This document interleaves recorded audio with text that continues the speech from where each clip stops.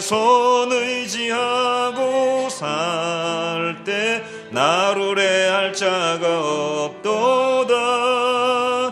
주님 나의 마음을 크게 위로하시니 미쁘신 나의 좋은 친구, 내가 의지하는 예수, 나의 사모하는 친구, 나의 기도 들으사 응답하여 주시니 미쁘신 나의 좋은 친구.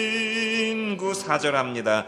이후 천국에 올라가서 모든 성도들과 다 함께 우리들을 구하신 주를 찬양하리라. 미쁘신 나의 좋은 친구, 내가 의지하는 예수, 나의 사모하는 친구, 나의 기도 들으사 응답하여 주시니 미쁘신 나의 좋은 친구. 하나님 말씀을 같이 읽으시도록 하겠습니다. 로마서 3장 19절부터 28절까지 말씀. 로마서 신약성경 로마서 8장 19절에서 원래는 31절까지가 전부인데 그냥 28절까지 중요한 부분만 읽도록 하겠습니다. 로마서 3장 19절 시작. 우리가 알거니와 무릇 율법이 말하는 바는 율법 아래에 있는 자들에게 말하는 것이니 이는 모든 입을 막고 온 세상으로 하나님의 심판 아래에 있게 하려 함이라. 그러므로 율법의 행위로 그의 앞에 의롭다 하심을 얻을 육체가 없나니 율법으로는 죄를 깨달음이니라. 이제는 율법 외에 하나님의 한 의가 나타났으니 율법과 선지자들에게 증거를 받은 것이라. 곧 예수 그리스도를 믿음으로 말미암아 모든 믿는 자에게 미치는 하나님의 의인이 차별이 없느니라. 모든 사람이 죄를 범하였음에 하나님의 영광에 이르지 못하더니 그리스도 예수 안에 있는 속량으로 말미암아 하나님의 은혜로 값없이 의롭다 하심을 얻은 자 되었느니라.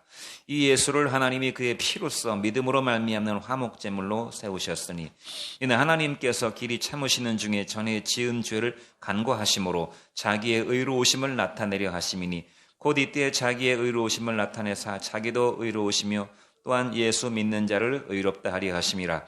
그런즉 사랑할 때가 어디냐 있을 수가 없느니라. 자랑할 때가 어디냐 있을 수가 없느니라. 무슨 법으로냐 행위로냐 아니라 오직 믿음의 법으로니라. 이러므로 사람의 의롭다 하심을 얻는 것은 율법의 행위에 있지 않고 믿음으로 되는 줄 우리가 인정하노라. 아멘. 잠깐 기도하고 말씀 듣도록 하겠습니다. 은혜로우신 우리 하나님 아버지, 한 주간도 저희의 생명과 건강과 안전을 지켜주시고 삶에 필요한 모든 것들을 때를 따라 공급하여 주시고 저희의 허물과 죄를 속하시며 믿음으로 살 수 있도록, 사명으로 살 수 있도록, 기도함으로 살 수 있도록 이끌어 주시고 오늘 하나님을 예배하는 복된 자리에 또 하나님을 예배하는 가정에서 하나님을 예배하는 자리에 세워주신 것 감사합니다. 일생 하나님 은혜, 영육간에 부어주시는 은혜를 기억하고 누리며 감사로 예배하는 일생이 되게 하여 주옵소서. 상하고 통회하는 마음으로 우리의 허물과 죄를 고백하오니 우리 연약함과 우리의 질고와 우리의 수치와 우리의 죄악을 예수의 보혈로 가리워 주시고 말씀과 성령의 다스림을 받음으로 하나님이 원하시는 성령의 열매 또 전도의 열매 사역을 맺을 수 있도록 축복하여 주옵소서. 가정 복음화를 이루어 주시고 나와 관계를 맺고 있는 사람들에게 하늘의 미랄이 되어지고 복음의 전도자가 되어질 수 있도록 복을 내려 주옵소서. 은혜로우신 하나님 아버지, 우리의 삶의 무거운 짐과 문제들 주님께서 알고 계시오니 말씀을 통해서 믿음으로 해결할 수 있도록 이 시간 축복하여 주시옵소서. 박범준 윤상로 선교사님에게 은혜를 베풀어 주셔서 선교지에서 사명 감당할 때 30배, 60배, 100배로 열매 맺게 하시고 지켜주옵소서. 국내 국제기업의 제키고 국내의 보스 또 극동방송 전파 선교 사역자들에게도 은혜를 베풀어 주옵소서. 이 나라 이 민족을 불쌍히 여겨 주시옵소서.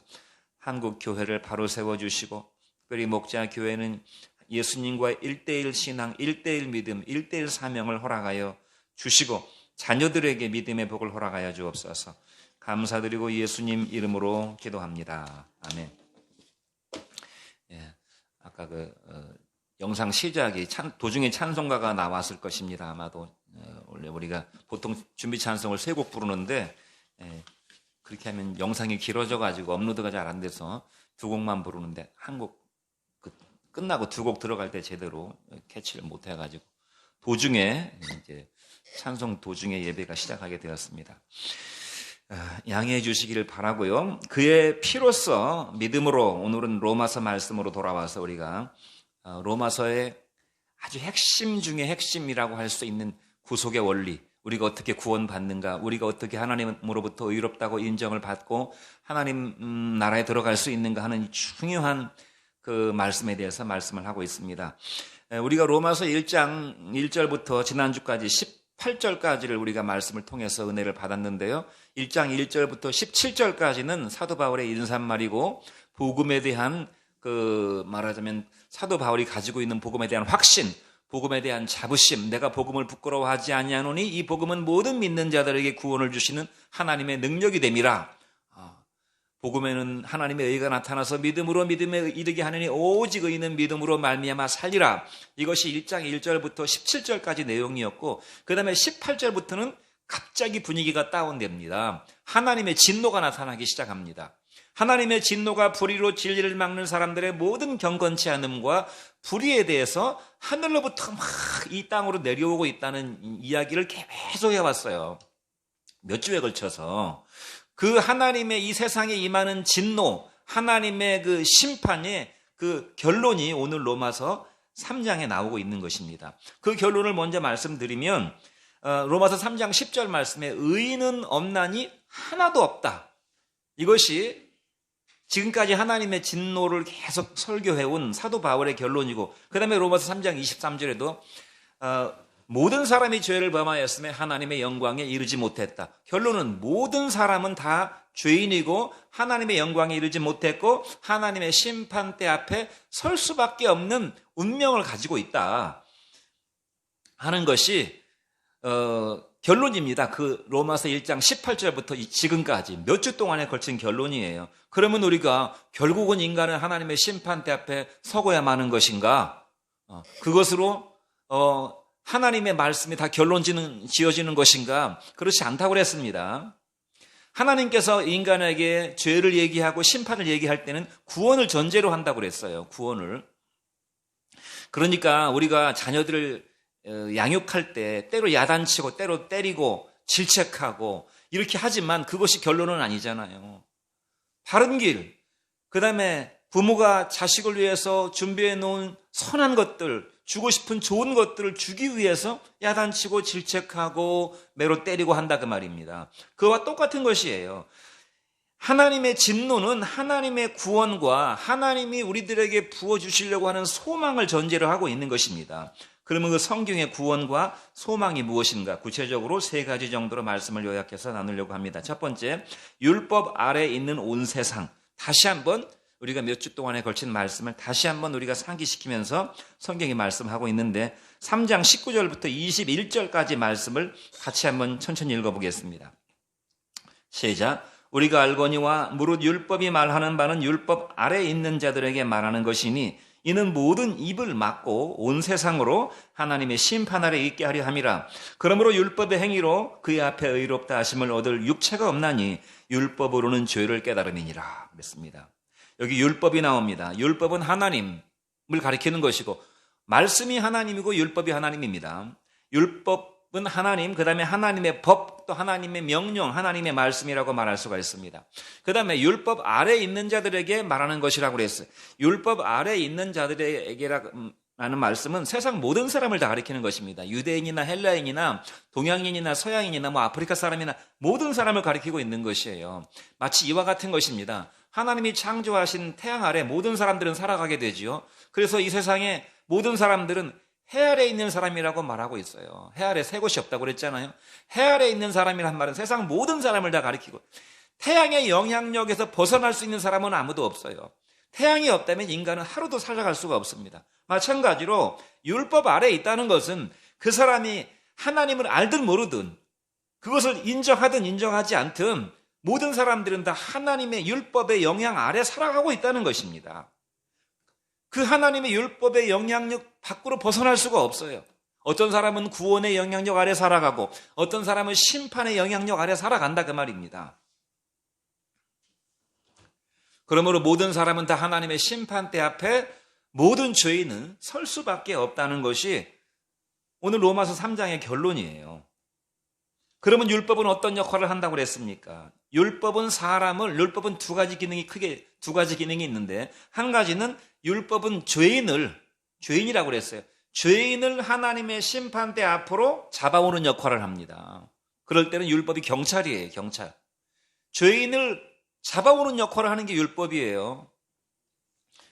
또 율법의 한 가지는 뭐라고 그랬습니까? 율법은 의인을 하나님의 말씀대로, 하나님의 뜻대로 살도록 안내자 역할을 한다고 그랬어요. 죄인에게는 경찰이고 의인에게는 경찰은 좋은 우리의 이웃이에요.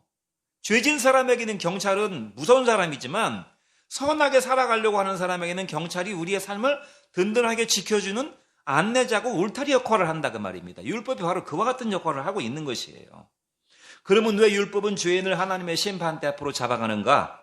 왜냐하면 용서와 구원을 주시기 위해서 잡아가는 것입니다. 용서와 구원을 주시기 위해서. 용서와 구원은 어떻게 이루어지는가? 죄인에게 임하는 하나님의 용서와 하나님의 구원은 어떻게 이루어지는가? 그것은 죄인이 자신의 실존을 깨달아야 돼요. 자신의 실체, 나라고 하는 인간, 내가 어머니 뱃속으로부터 생겨날 때, 육체로 생겨날 때 그 육체 씨로부터 갖고 이제까지 살아오게 된 그 되먹은 됨됨이가 있어요. 인간의 생겨먹은 됨됨이가 있다 그 말입니다. 그것이 바로 죄예요, 죄. 인간 육체로 잉태돼서 태어나서 이제까지 하나님을 알지 못하고 살아온 그 인간의 됨됨이 자체가 죄인이라는 것입니다. 그 죄인이라는 것은 하나님 앞에 설 때, 말씀 앞에 설 때, 하나님의 심판대 앞에 설 때 비로소 인식하게 돼요. 깨닫게 되는 것입니다. 그리고 그 죄를 내가 인정하고 고백하는 것이 하나님의 용서를 받고 하나님의 구원의 세계로 들어가는 근본이라고 말입니다. 이 과정이 없이는 절대로 하나님의 용서와 구원을 경험할 수 없어요. 그런데 참 아이러니하게도 하나님께서 이스라엘 백성들을 먼저 구원하시고 그들에게 율법을 주셨잖아요. 그들을 구원해 주셨고 그들에게 율법을 주셨습니다. 그런데 하나님의 구원의 은혜를 싹 잊어버리고 시간이 갈수록 점점 잊어버리고 그것이 근본인데, 율법만 붙잡고 살려고 율법을 가지고 율법을 준행하고 율법을 노력한 율법을 내가 붙잡고 율법으로 내 의를 주장하려고 그렇게 살아간 결과가 어떻게 되었습니까? 도로 다시 죄인으로 돌아가 버렸어요. 마치 이와 같은 것입니다. 하나님이 하나님의 백성답게 살으라고 주신 것을 하나님의 은혜는 다 잊어버리고 하나님의 은혜를 잊어버렸다는 것은 구원을 잃어버렸다는 것입니다. 구원을 잃어버리고 오히려 하나님이 주신 율법을 자기가 열심히 지켜서 구원을 자기가 얻으려고, 자기 힘으로 얻으려고, 그걸 다른 말로 뭐라고 그럽니까? 자기의라고 말하는 것입니다. 말하자면 이렇게 된 것이에요. 90점에서 100점 맞은 사람은 1등급이에요. 80점에서 89점까지 맞은 사람은 2등급이에요. 그럼 1등급 맞은 사람은 2등급 맞은 사람에 대해서 굉장히 우월감을 가지고 있어요. 2등급 맞은 사람은 3등급 맞은 사람에 대해서 우월감을 가지고 있어요. 내가 더 의롭고 내가 더 낫고 내가 더 가치 있다 이렇게 생각하는 것입니다. 스스로. 인간은 이런 습성이 있어요. 심지어 이런 습성은 구원받은 하나님 자녀들에게도 이런 습성이 남아 있습니다. 그래서 우리가 하나님의 은혜를 망각하거나 하나님의 은혜를 잃어버리기 시작하면서 자기 의가 들어오는 것입니다. 자기 의가 들어오면 사람이 마음이 굉장히 아주 예리해집니다. 날카로워집니다. 다른 사람에 대해서 비난과 비판과 감시와 이런 눈초리가 아주 예민해지는 것이에요. 그게 사람의 특성이. 물론 그것을 드러내놓고 표현하는 사람도 있지만 드러내놓지 않더라도 인간의 마음속에 그런 마음이 얼마든지 들어올 수 있다는 사실. 자기의. 성경은 계속 이 자기의를 얘기하고 있어요. 왜냐하면 자기의가 하나님의 구원을 방해하기 때문에. 차라리 세리와 창녀들은 자기의 죄를 깨닫기 때문에 하나님의 구원에서 가까이 있는데, 바리새인들과 서기관들, 자기의로 살아가는 인간들은 하나님의 구원의 의로부터 빨리 떨어져 있다고 성경이 말씀하고 있어요. 그러므로 성경이 다시 한번 강조해서 말씀하고 있는 바, 로마서 1장 18절 이하부터 계속 여기까지 계속 말씀하고 있는 바는 뭐냐면 율법을 준수했다고 그래서 율법을 준행했다고 그래서 의를 얻을 수 없다는 것입니다. 득의할 수 없고 이신 득이죠. 믿음으로 의를 얻게 되는 것이지 율법의 의로 의를 얻게 되는 것이 아니고 하나님으로부터 의롭다고 칭함받을 수 없다는 것입니다. 여기 성경은 그러므로 율법으로는 하나님 앞에 의롭다 함을 얻을 육체가 없다고 그랬어요. 여기 의롭다 함을 얻을 사람이 없다고 말하지 않고 육체라고 말한 것은 자기 의를 주장하는 하나님의 은혜 세계에 들어오지 못하고 자기 의로 자기의 의로움으로 살아가는 사람은 육체에 불과하다. 무슨 말입니까? 푸주간의 고깃 덩어리다 그 말입니다. 플래시라고 그랬어요. 플래시. 아무리 고상해 보이고 아무리 깨끗해 보이고 아무리 의로워 보인다 할지라도 하나님 볼 때는 그냥 정육점의 고깃 덩어리에 불과하다 그 말입니다. 육체를 의롭다 하심을 얻을 육체가 없다고 그랬어요. 여러분 의라는 것이 영어로 righteousness라고 그러죠. right란 말. 우리가 밥 먹는 손 오른손으로 밥니까 오른손이라고 그러죠. 이 손을 오른손이라고 합니다. 이 오른이란 말은 그것이 옳다 그 말, 의롭다 그 말입니다. 그런데 righteous니까 뭐예요? 딱 고정시켜 놓은 것입니다. 이렇게 하나님이 딱 의라고 못 박아 놓은 거기 때문에 더 이상 거기에 더하고 빼고 할 것이 없어요. 딱 그 자체가 100% 의다 그 말입니다. 또 의는 영어로 justice라고 말하는데 just란 말이 무슨 말입니까? 딱 그거라는 얘기예요. 딱 그거. 1%도 거기에 더하거나 뺄 수 없다는 것입니다. 한 치의 오차도 없는, 다시 영어로 말하면 퍼펙트한 하나님의 성품이다 그 말입니다. 의가. 완전한. 사도 베드로는 이것을 뭐라고 말했습니까? 신의 성품에 참여한 자라고 그랬어요. 하나님의 성품을 한마디로 얘기하면 거룩함이에요. 내가 거룩하니 너희도 거룩하라. 마태복음 5장 48절에서는 뭐라고 말씀했습니까? 같이 한번 읽어보겠습니다. 시작. 그러므로 하늘에 계신 너희 아버지의 온전하심 같이 너희도 온전하라. 하나님께서 우리에게 뭘 명령하시는가 하면 100% 완벽해야 된다 그 말입니다. 하나님은 100% 완벽하신 분이니까 너희도 100% 완벽해야 된다는 것이에요. 이것은 무엇을 말하는 것입니까? 인간의 의로는 100% 완벽할 수가 없어요. 그럼 어떻게 된다는 말입니까? 하나님의 의를 받아야 된다는 것입니다. 내 노력으로 만들어진 의가 아니고 하나님이 100% 그냥 주시는 의를 받아야 된다는 것이에요. 그러면 죄는 뭐라고 말할 수 있어요? 그 의에 흠결이 나는 것을 죄라고 말하는 것입니다. 의에 흠결이 나는 것입니다. 아주 비싸고 좋은 유리 그릇이 있다고 칩시다. 유리 그릇이 잘못 다뤄져 가지고 옆에 조금 기스가 났어요. 조금 깨졌어요. 그러면 어떻게 됩니까? 정말 궁에서 그걸 그냥 쓰는 사람은 모르겠. 대부분은 깨진 유리 그릇, 금이 쩍 가버렸어요. 음식물이 새진 않지만 금이 갔어요. 그 그릇은 가치가 없는 것이죠.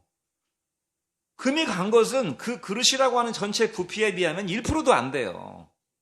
그렇지만 그것은 이제 그릇의 가치, 그 좋은 그릇의 가치가 상실돼 버린 것입니다. 그러니까 99%의 의, 인간의 노력으로 만들어내는 99%의 의는 100% 죄하고 똑같은 것입니다. 하나님 볼 때는 그런 거예요. 99%의 의로움이 하나님 보실 때는 그 1% 부족한 것이 100% 죄라 그 말입니다. 내가 평생 도둑질을 한 번 했어요. 제가 제 인생을 더듬어 보니까 제가 도둑질을 몇 번 했더라고요. 근데 제 기억에 딱 남는 기억에 초등학교 제가 한 2학년인가 3학년 다닐 적에 우리 그 전방이라고 학교 앞에 전방이 있었어요. 문방구가 있었는데 거기에 그 팽이가 있었어요. 팽이가 얼마나 갖고 싶었는지 아침에 되면 막 거기 애들이 막 버글버글합니다. 뭐 학용품도 사고 뭐 장난감도 사고 막 아이들이 버글버글한데 제가 얼마나 팽이가 갖고 싶었는지 몰래 손을 넣어서 제가 팽이를 하나 훔쳐왔어요. 그 뒤로는 도둑질 한 경험이 글쎄 남의 밭에 서리를 하고 이렇게 했지만 몇 번 없어요. 제가 수많은 세월을 살아왔지만 딱 한두 번 제 도둑질 했어요. 그러면 제가 죄가 없는 사람입니까? 그것이 도둑질한 게 죄예요. 거짓말도 딱 한 번 했어요. 거짓말 한 번 했다는 말, 그 말 자체가 거짓말인데요. 거짓말 한 번 하면 죄가 없는 것입니까? 거짓말 한 번 한 것도 죄예요. 부도덕한 어떤 성적인 이런 행위들 딱 한 번밖에 바람핀 적이 없어요. 그러면 나는 죄가 없는 사람입니까? 내가 이때까지 수많은 세월 살아오면서 한 번 딱 바람 피웠어요. 그러면 죄가 없는 것입니까? 죄잖아요. 죄는 바로 이와 같은 것이 99%는 내가 잘했는데 한 번 죄를 졌다 그 말입니다. 그게 바로 죄라는 거예요. 주님께서는 뭐라고 말씀하셨어요? 예수님의 기준을 봅시다. 너희는 사람을 죽게 하면 살인하는 걸로 생각하지만 형제를 미워하는 것은 살인한 것하고 똑같다고 그랬습니다. 여자와 실제적으로 육체관계를 합당치 않은 육체관계를 맺는 게 간음이라고 생각하지만 나는 너희에게 말하는데 여인을 보고 음욕을 품는 것 자체가 간음이라고 그랬어요.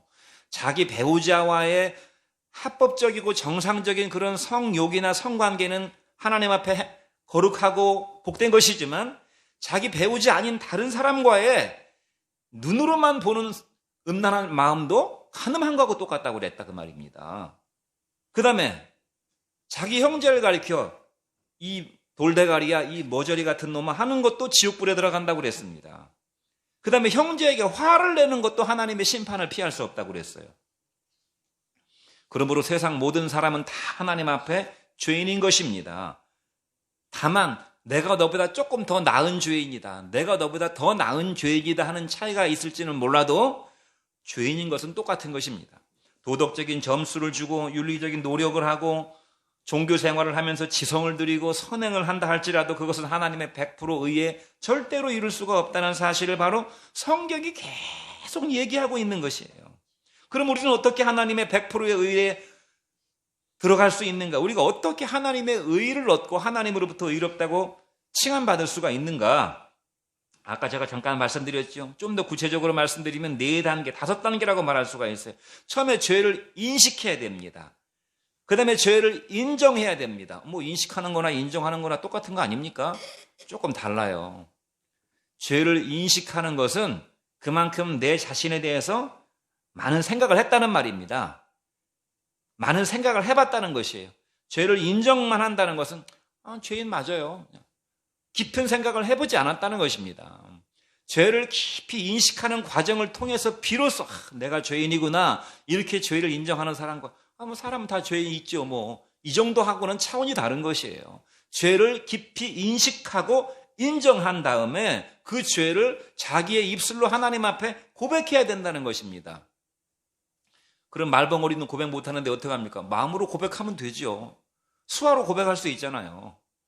고백해야 된다 그 말입니다. 액션을 취해서. 그리고 죄를 회개해야 되는 것입니다. 고백만 하면 나 죄인 맞아요. 그걸로 끝나면 안 되고 그 죄가 얼마나 치명적인 것이고 얼마나 더럽고 역겨운 것이고 하나님의 심판을 피할 수 없는 정말 심각한 죄인인 것을 깨달아서 돌이키려고 하는 의지를 갖고 있어야 된다 그 말이에요. 돌이키려고 하는 의지를 인정만 하면 안 되고 그러면 하나님께서 네가 죄를 인정하고 돌이키려고 하는 의지가 있구나. 그때 성령께서 임하시는 것입니다. 물론 그 전 과정을 다 성령이 아우르시고 주장하시지만 그러면 하나님께서 우리가 하나님 앞에 죄를 돌이키는 그런 결단을 하고 죄에서 떠나서 하나님과 동행하는 삶을 살 수 있도록 적극적으로 이끌어 가신다면 이것이 바로 성령의 선물이에요. 그러면 하나님과 하나가 되는 인생을 살아가게 되는 것입니다. 완벽하시고 온전하신 하나님과 부자 관계를 맺어서 아버지와 아들, 아버지와 자식의 관계를 맺어서 하나님과 하나로 살아가게 된다 그 말입니다. 하나님과 하나, 하나님의 사랑을 받고 나도 하나님을 사랑함으로 그것이 바로 하나님의 100% 의를 얻는 방식입니다. 쉽게 얘기하면 이런 것입니다. 이것은 우리가 쉽게 이해할 수 있어요. 하나님의 구원은 참으로 이성적이고 하나님의 구원은 참으로 논리적이고 상식적인 것입니다. 뭐하고 똑같은가 하면 우리가 자식을 낳아서 기르잖아요. 그러면 내 자식이라고 하는 그 자식과 나는 어떻게 부모 자식 간의 관계가 되었나 생각을 해보세요. 생각을 해보세요. 내가 자식이라고 부르는 사람이 전교 1등하고 서울대학교 나오고 돈을 잘 버는 자식만 내 자식이라고 내가 인정하고 내 자식과 관계를 맺고 살아갑니까? 그렇지 않죠. 내 자식은 어떻게 내 자식이 되었나? 내 씨로 태어났어요. 내 씨로. 내 씨로 태어났고 내 사랑과 내 관심을 받고 자랐어요. 그리고 지금도 내 사랑과 관심을 받고 있어요. 나의 말을 들었어요. 그 관계를 맺은 사람이 부모 자식이에요. 물론 자식에게 공부 열심히 해라, 착하게 살아라, 이렇게 살아라, 저렇게 살아라 말을 하지만 그러면 그렇게 사는 사람은 다 내 자식이냐 그 말입니다. 아니잖아요. 전교 1등 못해도 내 자식. 내가 낳기 때문에, 내 사랑과 관심을 받고 있기 때문에 내 자식. 하나님과의 관계도 마찬가지입니다. 자기 딴에 열심히 산다고 살고 깨끗하게 살았다고 자부하고 착한 일 많이 했다고 하나님 자식이 되는 게 아니라 그 말입니다. 하나님 자식은 어떻게 됩니까? 하나님이 낳아야만 하나님 자식이 되는 것입니다. 그 하나님이 낳는 걸 뭐라고 말합니까? 거듭난다고 말하는 것입니다. 베드로전서 1장 22절 말씀을 보십시오. 같이 한번 읽어보겠습니다. 너희가 거듭난 것은 썩어질 씨로 된 것이 아니요. 자, 씨가 여기 나와요. 씨는 생명의 근본이지요. 너희가 거듭난 것은 썩어질 씨로 된 것이 아니고 썩지 아니할 씨로 됐다고 그랬어요. 무엇입니까? 항상 있는, 살아있고 항상 있는 하나님의 말씀으로 되었다. 하나님의 씨로 되었다는 것입니다. 너희는 하나님의 씨를 받고 태어난 하나님의 자녀다 그 말입니다. 하나님이 온전하니까 하나님의 자녀도 자동으로 온전하게 되는 것이죠. 이것이 바로 사도 바울을 통해서 말씀하신 하나님의 말씀이에요. 다시 말하면 구원은 100% 하나님의 의를 말하는 것인데 이것은 오직 하나님과의 1:1 인격적 관계를 통해서만 이루어지는 것이다. 그런데 이 거듭남은 한번 태어났다고 끝나는 것이 아닙니다. 자식이 한번 태어났다고 그냥 그때부터 자기가 알아서 살아갑니까? 아니죠. 성장하고 성숙해야 되잖아요. 거듭남도 마찬가지예요. 거듭남은 하나님으로부터 태어난 것을 말하는 것인데 하나님의 씨로 이 세상에 다시 태어난 걸 말하는 것인데 어려운 용어로 현재 완료 진행형이란 말은 무슨 말이는가 하면 제가 1985년도 7월 달에 거듭났는데요. 그때 거듭나고 그냥 그거로 끝난 과거의 한 사건이 아니라 그 말입니다. 그때로부터 내가 계속 내 신앙이 하나님과 동행하는 신앙이었고 지속돼 왔고 성장해 왔고 성숙돼 왔다 그 말입니다. 이것이 바로 관계의 성숙이에요. 하나님과의 관계도 마찬가지입니다. 하나님과의 관계는 내가 과거에 어떤 부흥회에서 어떤 예배를 통해서 은혜 받고 내가 그때 하나님 만났다고 끝나는 것이 아니고 관계는 계속 지속돼야 되고 깊어져야 되고 성장해야 된다 그 말입니다. 하나님과의 관계, 부모님과의 관계도 마찬가지듯이 관계가 성숙하고 성장하는 관계가 있고 점점 멀어지는 관계가 있고 심지어 깨져버리는 관계도 있어요. 이것도 영적으로 마찬가지입니다. 부모자식 관계도 마찬가지에 부모자식 관계도 낮다고 자동적으로 부모자식 관계가 형성되는 것이 아니고 얼마든지 깨질 수가 있습니다. 육체의 씨는 그렇게 중요한 것이 아니에요. 더 중요한 것은 무엇입니까? 낳은 이후로 관계가 더 중요한 것입니다. 낳은 이후로의 관계가. 만약에 부모가 자식을 낳아놓고 자식을 소홀히 하거나 방치하면 부모자식 관계는 깨져버리고 맙니다. 아무리 내 씨로 낳았다 할지라도. 자식도 마찬가지예요. 부모에 대한 공경의 도리를 소홀히 하면은 부모-자식 관계가 멀어지고 결국 그것도 깨어지고 만다 그 말입니다. 하나님과의 관계도 마찬가지. 거듭남이 물론 중요하지만 거듭남 이후의 신앙의 성장과 성숙이 너무너무 중요하다는 것입니다. 알베르 까미라는 프랑스 소설가가 쓴 이방인이라는 작품을 제가 아주 오래전에 읽어봤는데 그 내용이 자세하게 기억나진 않지만 거기 이런 내용이 나옵니다. 주인공이 객지에서 직장 생활을 해요. 직장 생활을 하는데 직장 생활을 하다가 자기 엄마가 죽었다는 소식을 듣습니다. 편지로 자기 엄마가 죽었다는 소식을 들어요. 그런데 아무런 슬픈 감정이 생기지 않는 것입니다. 자기 엄마가 죽었는데 아무런 슬픈, 그냥 아무런 느낌이 없어요. 그리고 심지어 자기 엄마의 장례식이니까 장례를 치러야 되잖아요. 그러니까 자기가 가서 장례를 치르는데도 아무런 느낌이 없어. 그냥 단순히 일을 하는 것 같은 그런 느낌을 그런 토로하는 그런 내용이 나와요. 그래서 제목이 이방인이에요. 이방인. 가족이 아니고 한 식구가 아니고 긴밀한 관계가 아니고 남이라 그 말입니다. 이방인은 남이란 뜻이잖아요. 관계가 그만큼 중요하다는 것입니다. 관계가. 하나님과의, 그러니까 이 사람의 관계는 부모-자식 관계가 다 깨져버린 거예요.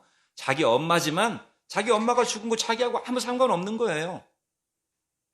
하나님과의 관계도 이렇게 될 수 있다는 사실이에요.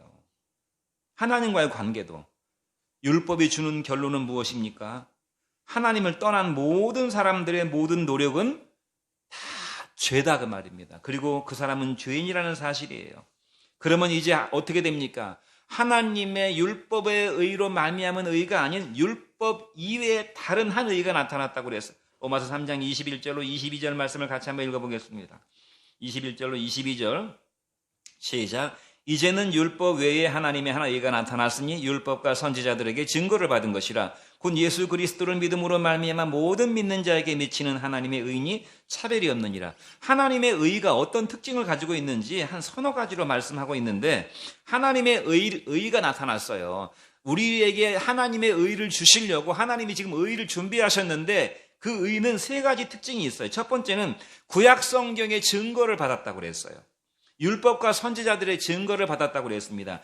이 하나님의 의라는 것은 하나님이 갑자기 충동적으로 어떤 의를 만들어가지고 인간에게 야, 너 의 가져 이렇게 주신 것이 아니고, 하나님이 아담과 하와가 타락한 이후로부터 예수님이 오실 때까지, 예수님의 십자가 사역이 완성될 때까지 하나님이 계속 준비해 놓으셨고, 그 준비는 구약 성경에 기록됐잖아요. 그 구약 성경에서 약속하신 바로 그 의라고 성경이 말씀하고 있어요. 이것은 이 하나님의 의는 인류 역사에 면면이 이어져 온, 어떻게 보면 이 세상 역사는 하나님의 인류 구원 역사라고 볼 수도 있는, 그래서 독일의 유명한 신학자가 인류 역사를 뭐라고 말하냐면 하일스게슈테라고 그래가지고 구속 역사라고 말했습니다. 구속 역사.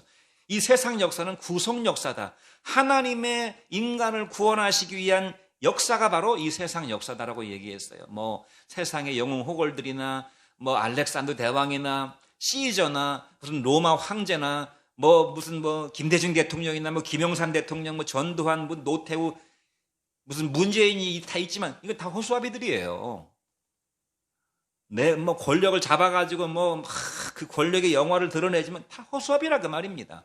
하나님의 구속 역사는 그런 인간들, 허수아비 같은 인간들 이면에서 면면이 이어져 온 역사라는 것을 말하고 있어요, 지금 성경이. 그 다음에 두 번째는 뭔가 하면, 이 의는 예수 그리스도를 영접함으로써, 다시 말하면 믿음으로써 받게 되는 100% 수동적인 의다. 수동적인 의라는 말은 내가 한 거는 하나도 없다는 말입니다.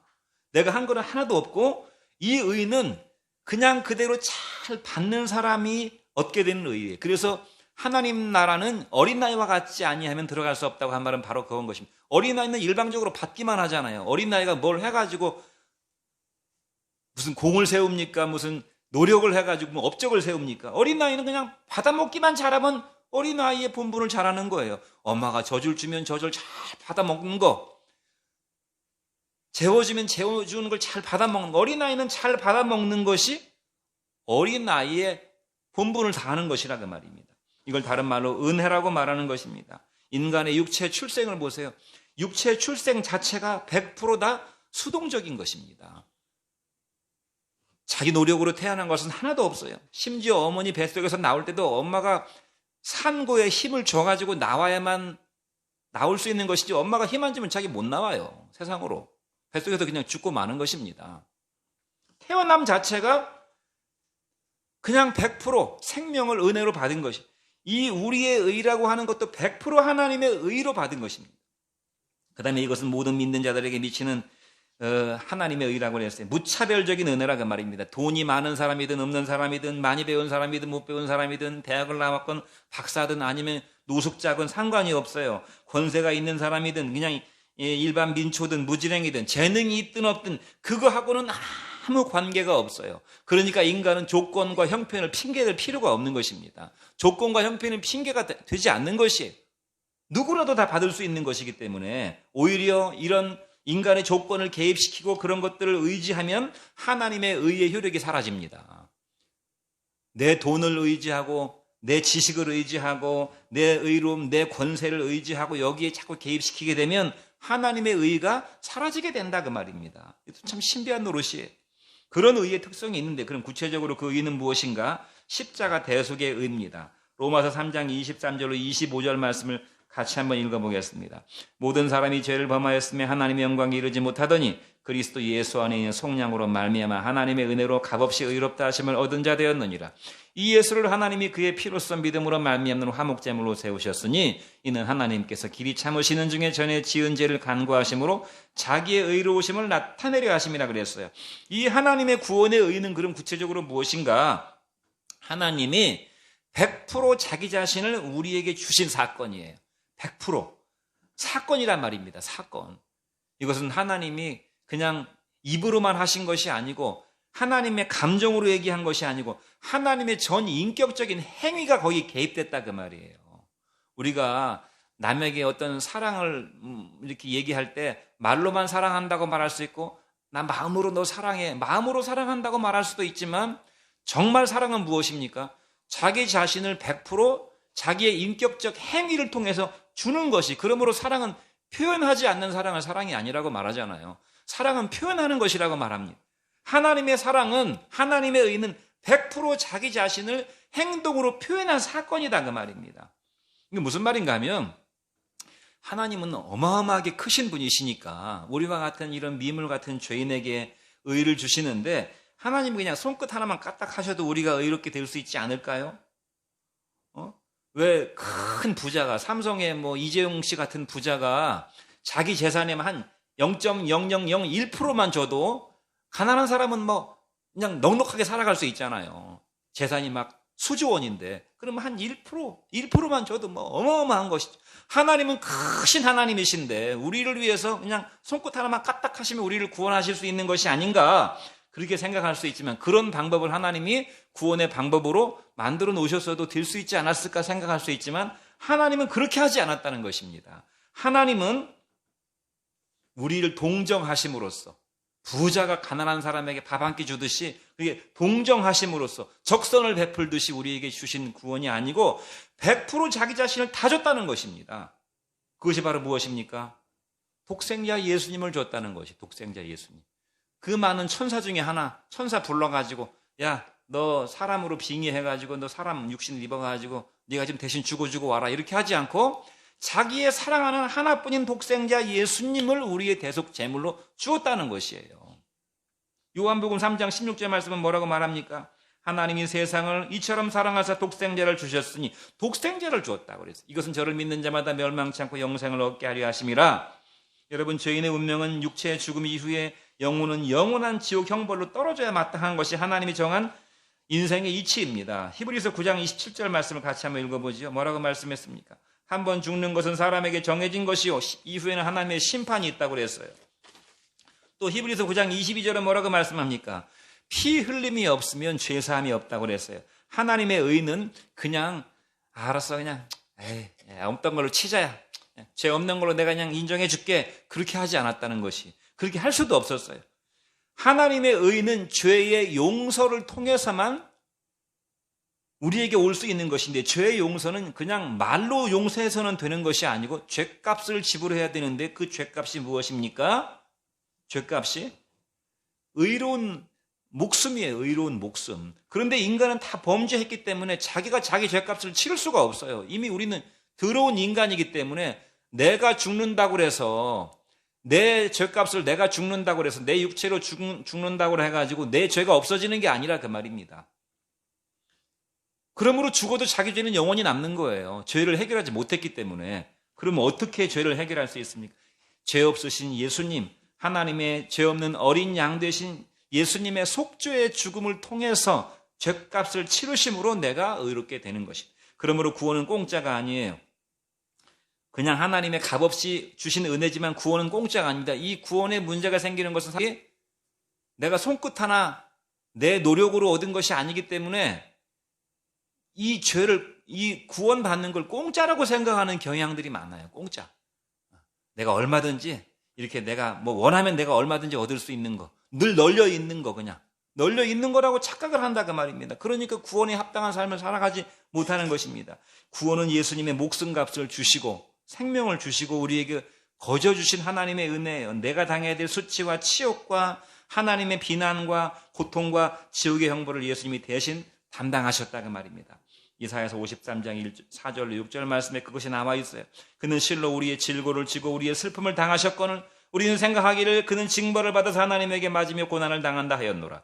그가 찔림은 우리의 허물을 인하며 그가 상함은 우리의 죄악을 인함이라. 그가 징계를 받음으로 우리가 평화를 누리고 그가 채찍에 맞음으로 우리는 남을 입었도다. 우리는 다 양 같아서 그릇 행하여 각기 제 갈 길로 갔거늘 여호와께서는 우리 무리의 죄악을 그에게 담당하시, 그에게 모든 죄를 다 뒤집어 씌워가지고, 내 모든 죄를 다 예수님에게 뒤집어 씌워가지고, 우리가 남한테 억울한 누명 뒤집어 씌우면 얼마나 열불이 나고 답답해서 살 수가 없습니까? 억울한 일을 당하면. 근데 예수님은 우리의 모든 죄를 다 뒤집어 씌우셔가지고 십자가에서 죽으실 때 억울하다, 하나님 원망 한마디 하지 않고 하나님 앞에 털 깎는 자 앞에 잠잠한 어린 양처럼 모든 인간의 죄를 다 담당하셨고 우리를 위해서 기도하셨다고 성경에 말씀하고 있어요. 그러면 이제 우리는 어떻게 살아야 됩니까? 구원의 의의를 거저받았고 구원의 길을 우리가 알게 되었는데 어떻게 살아야 됩니까? 고린도후서 5장 15절 말씀을 읽고 마치겠습니다. 이제 우리는 어떻게 살아야 되는가? 그가 모든 사람을 대신하여 죽으시면 살아있는 자들로 하여금 다시는 그들 자신을 위하여 살지 않고 오직 그들을 대신하여 죽었다가 다시 살아나신 이를 위해서 살게 하려 함이라. 다시는 나를 위해 살지 말라는 것입니다. 자기를 위해 사는 것은 당연하다고 생각하는 그런 착각들을 많이 하는데 내가 나를 위해 사는 것은 죄예요. 성경이 말은 나는 누구를 위해 살아야 됩니까? 십자가에 나를 위해 죽으셨다가 부활하신 예수님을 위해서 살아야 되는 것이 의고 의인의 삶이라고 성경이 말씀하고 있어요. 그러므로 우리가 남은 인생을 나를 위해 살지 말고 주님을 위해 어떻게 살 것인가를 고민하고 주님을 위해서 헌신하는 그런 복받은 의인들 되시기를 주의 이름으로 축원드립니다. 기도하겠습니다. 은혜로우신 우리 하나님 아버지 감사하고 감사합니다. 구원의 길을 우리에게 허락해 주시고 구원의 의를 허락해 주신 것을 감사하고 감사합니다. 우리의 삶의 일생 이 구원의 의를 기억하고 누리는 삶이 되게 하여 주옵소서. 감사드리고 예수님 이름으로 기도합니다. 아멘. 찬송가 216장 들으시면서 헌금 드리겠습니다.